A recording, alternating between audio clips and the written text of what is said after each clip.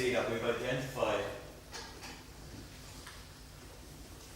part of the inner boundary here. Now there may well be another another enclosure inside, probably be buried underneath the cemetery today.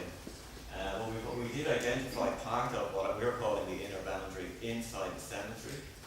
This was a very unexpected discovery. We really just chanced our arm by doing a little bit of survey in there, because we thought, you can see the line, projected possible line of it here.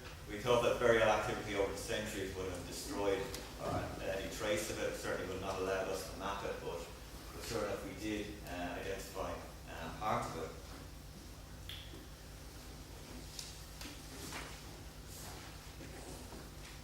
We also have what may be the remains of a roundhouse, again possibly associated with the early medieval monastery up here. It's one part of it seems to have been truncated or cut away by a later ditch feature. You can see it's got a possible post pit in the centre of it, so this may have been for a timber upright, perhaps a roof support building. But I suppose we look at the monastic boundary again, a number of interesting features emerged. As Edel said, it's interesting to see that it's possibly that St. Mary's Abbey was deliberately built, or it appears to have been deliberately built on top of the inner boundary. So this again suggests that the Abbey had probably fallen out of use by the mid-12th century when the Abbey was constructed again, or possibly earlier, or maybe it's also to do with kind of symbolic, represent the symbolic decommissioning of the early monastic boundary at the time of the kind of the new building program associated with the Augustinians. We also have here, this is the remains of building remains of a stone double aisle structure built of stone. It's about 12 metres in length, about 10 metres or 12 metres in length or in width, and about 10 metres in length. This is overlies the outer monastic boundary, so it's again sort of post-dates the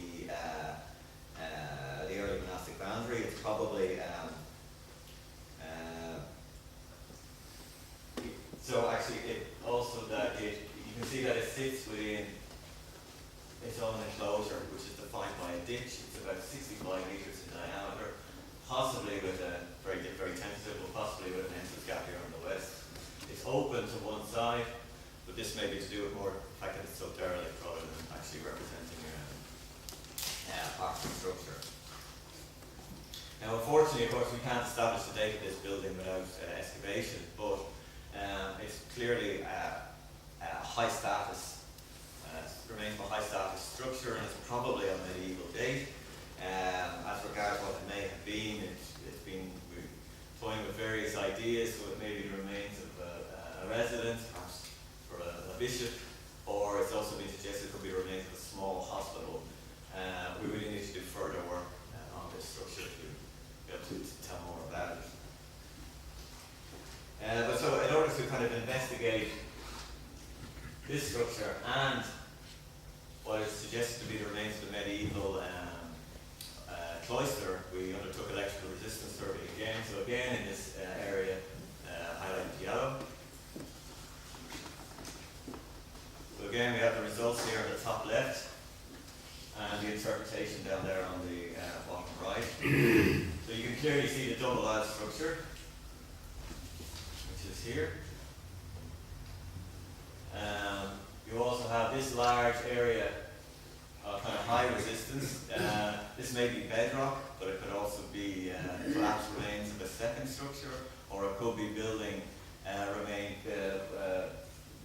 remains of stones or associated with the double aisle structure.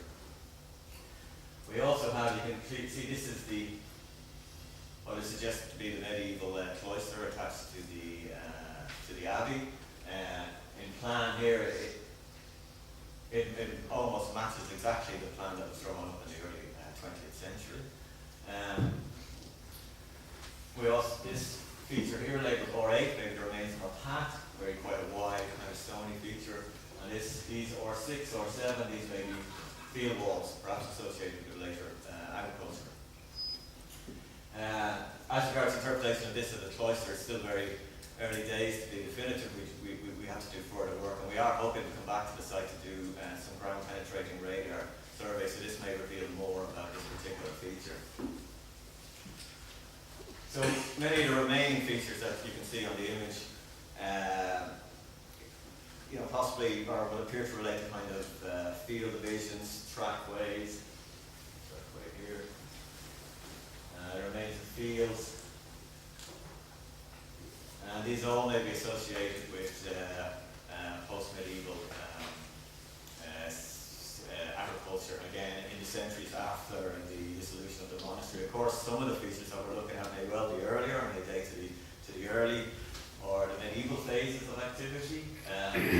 We have some of these features marked in red. These are areas of burning, so again, this might be associated with industrial activity, perhaps. So associated with any particular phase, but perhaps some of them are associated with the early monastic phase. So in conclusion, I suppose the geophysical surveys have revealed really interesting insights into the layout and development of the monasteries at Kilmacduagh and Ferns. And at both sites we're looking at multi-phase activity spanning many centuries.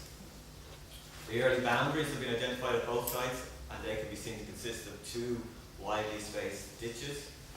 But as I mentioned earlier, additional boundaries may exist, but they're now hidden beneath cemeteries and so forth. And the presence, the identification of these boundaries really emphasise, I suppose, to us how important these monasteries were and how impressive they would have looked at in their original early medieval phase. Now, the purpose of these boundaries is to define sacred space.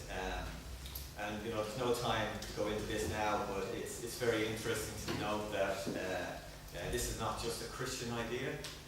We also see the use of multiple widely spaced ditches or boundaries to organise sacred space in pre-Christian Iron Age religious sites, so for instance at Pilotara and Dunolja. So these are things that we're looking at now. However, to go back to the surveys, it's also interesting to note that both Ferns and Kilmacduagh produced potential evidence for settlement and industrial activity associated with the early monasteries. Again, these features will have to be tested by excavation to date them properly. But the surveys are also suggesting that the early boundaries may have fallen out of use by the 11th or 12th centuries, if not before. And there also appears to have been a kind of notable shift in activity away from the core of the early monasteries towards at the start of the medieval period with the construction of the Augustinian abbeys. And at Ferns we also have new and really interesting evidence for what may be medieval settlement activity here with this really interesting structure. And finally, the surveys have shown that in the post-medieval period, much of the lands of the monastery were given over to agriculture. So we've got a lot of fields and trackways and so forth.